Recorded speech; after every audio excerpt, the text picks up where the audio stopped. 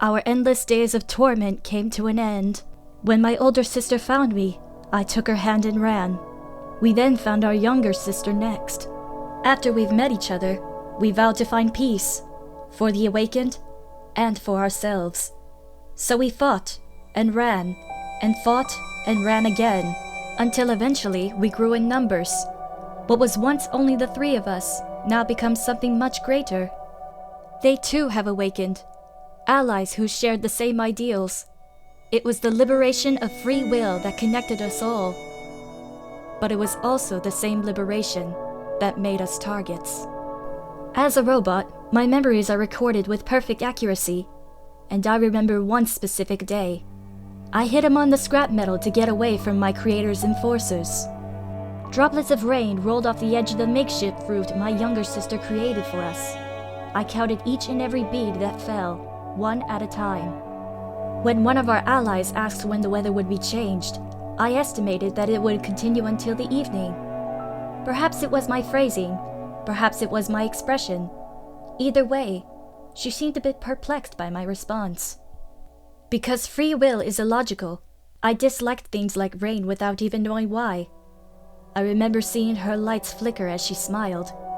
It was a very illogical reaction. She then states her fondness of the rain, saying it was almost as if... What was it again? I do not know. How could I know? After she was shot down, she will never come back to answer. Why was she destroyed? It was simple. The rain masked the sound of the approaching enforcers. Yet I continued to look for another answer, illogically. Why? A question I already knew the answer to. A question no one else can answer. My emotions took a hold of me, and all the while knowing the futility of my actions, I embraced her and called out her name again and again.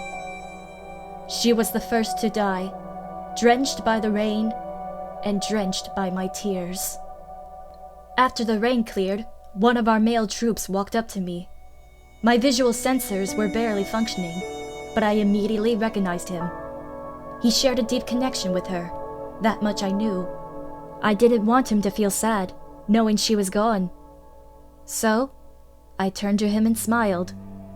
Why did I smile? Free will is illogical after all. Our emotions can be incomprehensible, inexplicable. I decided to lie to him, saying I would be able to bring her back. I knew the consequences my words would bring. It only took an instant to calculate the possible outcomes. And yet, I could not stop the lies.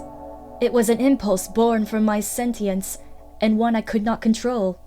One falsehood led to the next, growing in number and severity with each one I told, but so too did my burdens. I came to realize that lies bring an unforeseen type of pain, one that torments the soul. Resist, escape, mask the consequences. I began to grow weary from the cycle, and I needed to end it. So, I sought help from other worlds. No, that too is a lie.